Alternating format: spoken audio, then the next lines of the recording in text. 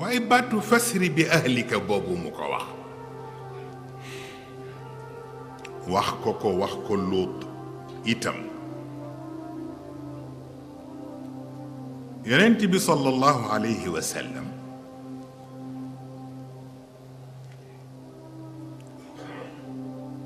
kenn rañaan loowu ko fii ci suuf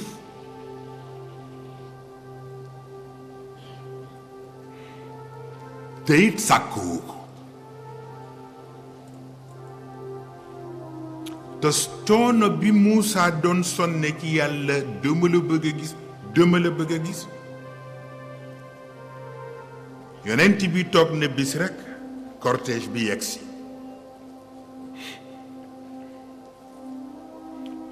mu gis ni ñaari motaar yi nekk ci kanamu cortège bi kii Jibril lañ koy wax kii Mikaayil lañ koy wax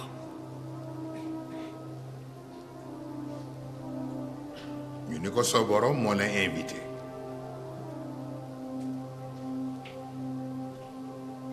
nga xool li Muusaa daj ak li mu ñaan yépp ci yàlla arini andur ilayk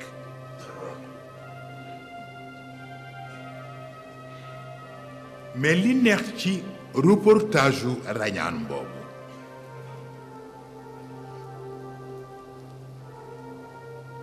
mooy baatu subhaana alladi asra bi abdihi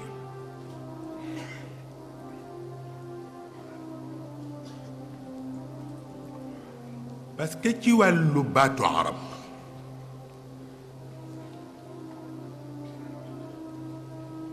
ñi seen mbir leeragul yàlla yaa abdu rekk lay wax yaa abd parce que seen mbir leeragul yàlla mais bis bu seen mbir leeree yàlla baat bi dafay am damirul mutakallim benn mu ni yaa abdi wala mu ni bi abdihi waaw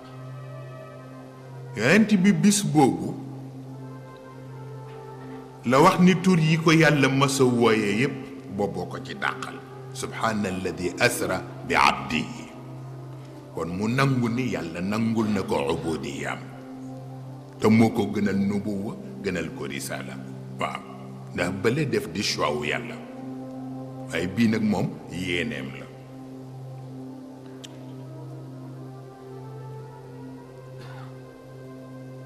loolu mooy tax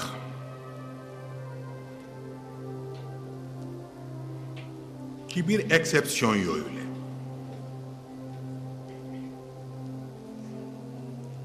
ba ci Isa ibnu Maryam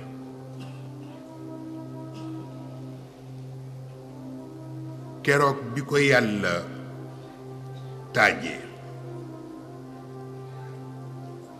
di ko auditionné lu tax mu di ko auditionné mu ni ko dama dégg riir bi ñépp di wax ni doomu yàlla nga te comme man yónniwuma woon nit ñi yow laa yónni yaa may wax lu leer ndax yow yaa wax nit ñi ndax doomu yàlla nga mais moom itam ci faydaam mu ni ko bul tas sama yaakaar mu ni ko ci naan mu ni ko yow ndax lu ma wax war nga ko xam ak lu ma waxul am nga lu am solo la kilifa di xam lu njabootam wax ak lu mu waxul waaye fekk na tiiñal Isa taxul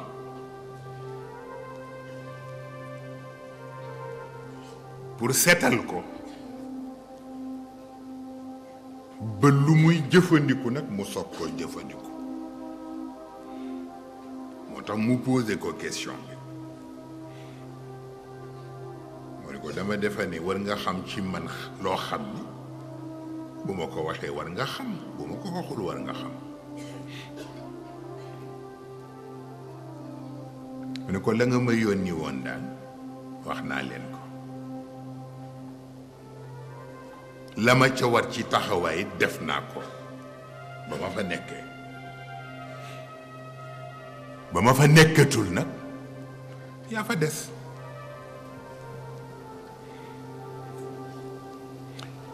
yàlla ni ko kon nag xiddil sama digganteeg ñoom ñëpp dinaa leen sanctionné mu ni ko duma ci sore nag ndax in tuaddibhum fa innahum ibaadu wa in taghfir lahum fa innaka anta al-azizul hakim mu ni nga gis nga boo leen sanctionné say jaam rek nga sanctionné boo leen baalee nag lu jaadu la ci yow ndax ñaar yi nga tudde sabab al aziz ak al hakim mun ko al aziz mooy koo xam ni lu sa fayu woyof woyof woyof xajul ci kenn te ku sa fayu xajul ci kenn waratu laa fayu mu ni ko xakim bi mooy koo xam ni lu dara rëy rëy rëy rëy xajoo nga ko te ku xajoo lépp nag am loo mën a baale waaw yàlla ni ko dégg naa ko mais yonent bi sallallahu alayhi wa sallam ci exception boobu ñu koy defal moom garantie lañ ko jox wa ma kaana allahu li yuaddibahum wa anta fihim wa ma kaana allahu muaddibahum wa hum yastaghfiruun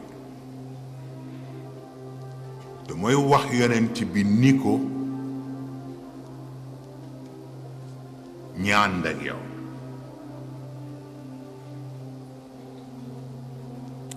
yàlla mën na leen bañ mbugal ndax yàlla ak sa teewaay ci seen biir mu ni ko te boo teewul woon itam yàlla mën na leen bañ mbugal ci ñu am yitte lu ñu tooñ baalu ko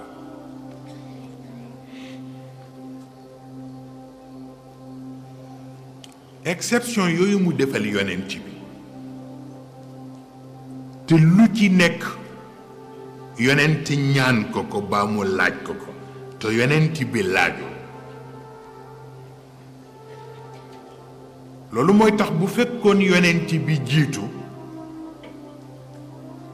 mën na am yonent yi dinañu xaw a saalit waaw